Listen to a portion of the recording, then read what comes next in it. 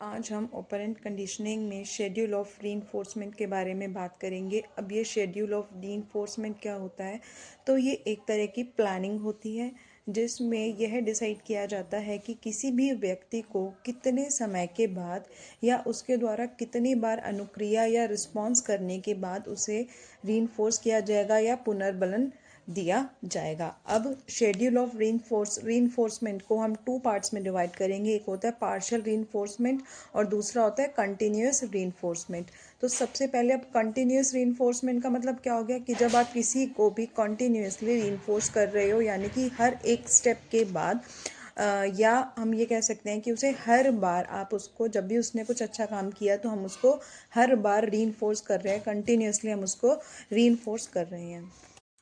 अब हम बात करेंगे पार्शियल रीइंफोर्समेंट के बारे में। अब जब हम किसी को पार्शियली रीइंफोर्स कर रहे हैं तो इसका मतलब ये बिल्कुल भी नहीं है कि हम उसे हर बार रीइंफोर्स करेंगे। हम पार्शियली रीइंफोर्स को थ्री पार्ट्स में डिवाइड करते हैं। फर्स्ट है fixed interval schedule. Fixed interval का मतलब क्या हो गया कि निश्चित समय पर ही आप किसी को रीइंफोर्स कर रहे हो, चाहे वो उस समय के अंदर कितनी बार भी सही अनुक्रिया कर ले। हम जैसे कि हमने फिक्स कर लिया कि हम किसी को भी 5 मिनट के बाद ही रीइंफोर्स करेंगे, चाहे वो उस 5 मिनट के अंदर कितनी बार भी सही अनुक्रिया करे। जैसे कि हमारी सैलरी है वो एक निश्चित समय के बाद ही आती है। अब सेकंड है फिक्स्ड रेशो शेड्यूल, यानी कि जो आपने अनुपात है वो फिक्स कर दिया। अब मान लीजिए अगर कोई 2 बार दबाएगा आप उसे तभी रीइंफोर्स करोगे। आपने ये रेशो फिक्स कर दिया है कि 2 बार सही काम करने पर ही आप उसको रीइंफोर्स करोगे। या आपने ये डिसाइड कर लिया कि अगर कोई 10 बार सही अनुक्रिया देगा आप उसको 10 बार के बाद ही रीइंफोर्स करोगे। आप उसको कंटिन्यूसली रीइंफोर्स नहीं कर रहे हो, एक निश्चित अनुपात के बाद ही आप उसको रीइंफोर्स कर रहे हो। अब नेक्स्ट है वेरिएबल या पार्शियल। अब वेरिएबल में क्या होगा कि ये परिवर्तनीय है। अब इसमें ना तो आपका कोई टाइम फिक्स है, ना ही आपने कोई रेशो फिक्स किया है।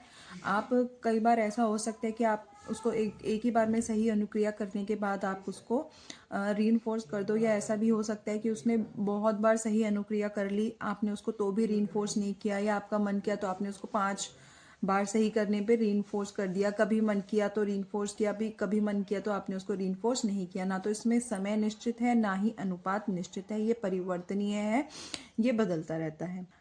अब जब भी हम कंटिन्यूसली हम किसी को रीइंफोर्स कर रहे हैं तो हमें याद रखना है, जब भी हम किसी को कोई नया बिहेवियर सिखाना चाहते हैं, कुछ भी नया सिखाना चाहते हैं, हमें उस टाइम पे कंटिन्यूस रीइंफोर्समेंट का यूज़ करना चाहिए। लेकिन जब एक बार कोई व्यक्ति उस व्यवहार को करना सीख जाए तो उसके बाद हमें उसे पार्शली रीइंफोर्स करना चाहिए। हर एक स्टेप के बाद हमें, या हर बार सही अनुक्रिया करने के बाद हम रीइंफोर्स नहीं करेंगे।